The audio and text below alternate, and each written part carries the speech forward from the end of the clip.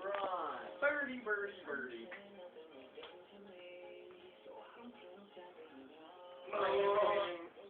So, how's your three-point percentage going up these days? Well, if we go up finally in the percent range. How's the Duncan been coming? Well, sir. That was great. I would like to tell you something here, Bron. You are probably one of the greatest players I've seen since, I don't know, Kevin McHale. Thank you, Bird. But I think you're one of the greatest, too. Thank you, sir. Oh, yes, Mrs. Bird told me to give you a hug. But I'm not going to do that because I'm not a homosexual.